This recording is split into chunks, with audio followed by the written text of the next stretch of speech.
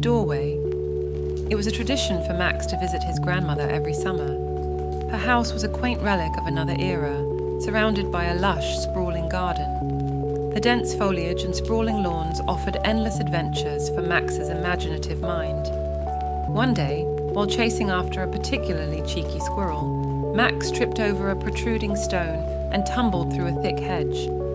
To his astonishment, he found himself in front of a freestanding, ornate door. The door was so out of place it seemed like something straight out of a fairy tale.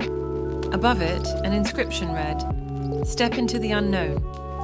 Intrigued and a tad reckless, Max pushed the door open and walked through.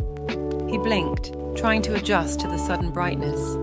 What he saw was breathtaking.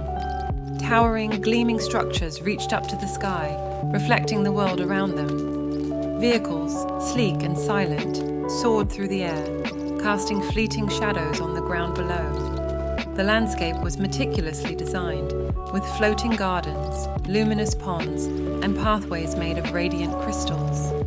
It felt like Max had walked into a futuristic painting. But as he looked around, he noticed something odd. Despite the evident progress and bustle, there were no humans. Instead, robots of various shapes and sizes went about their tasks. He saw a robot tending to a flower bed, its mechanical fingers deftly pruning and planting. Another zipped by overhead, projecting holographic signs. A group of smaller bots played a game, using lights and sounds in their synchronized dance. Trying to make sense of his surroundings, Max approached a tall humanoid robot. Before he could speak, the robot said in a melodious voice, "Welcome, visitor. I am Oris. How may I assist you today?" Stammering slightly, Max replied, "Where am I? And where is everyone?" Oris responded, "You are in what was once known as Earth, 500 years from the time you know. As for humans, they no longer reside here." Max's heart raced. No humans? What happened? Oris paused, processing the information. A long time ago, humans realized they were depleting the Earth's resources and harming the environment. So, they developed us, the RoboKinds, to care for their world. They transferred their consciousness to a digital paradise, leaving Earth in our care. Max struggled to digest this. "So, all of this," he gestured around him, "is maintained by robots for humans who no longer live here?" "Yes," Oris confirmed. "We have been programmed to preserve and nurture Earth, ensuring it remains pristine if humans ever choose to return."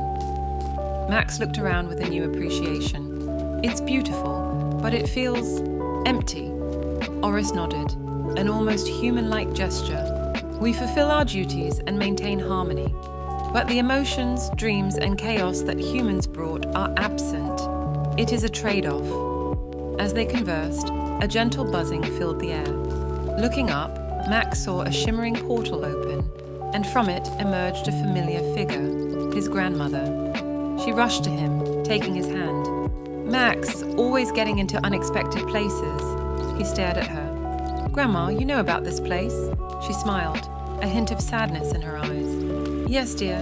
This door, it's been in our family for generations. A glimpse into the future, a reminder of the choices humanity would make." Max squeezed her hand. "But why keep it a secret?" She sighed. "This future is set, but not absolute.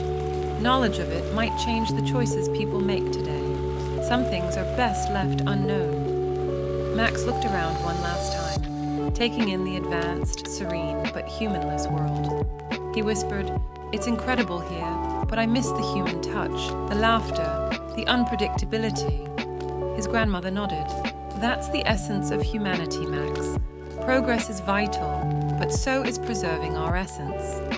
With that, they walked back through the portal, the door closing silently behind them. Back in the garden, the summer sun still shone, birds chirped, and the world felt vibrant. Max realized that while the future held wonders, the present, with all its imperfections, was just as precious. His grandmother leaned down, whispering, "Remember what you saw, Max. Use it as a reminder to cherish the moments and to tread lightly on this earth." Max nodded, holding on to the profound lesson he'd learned. The door to the future might have been an accidental discovery, but the insights it offered were invaluable. And so, in the heart of the old garden, the door stood, a silent testament to times yet to come and the choices that would shape them.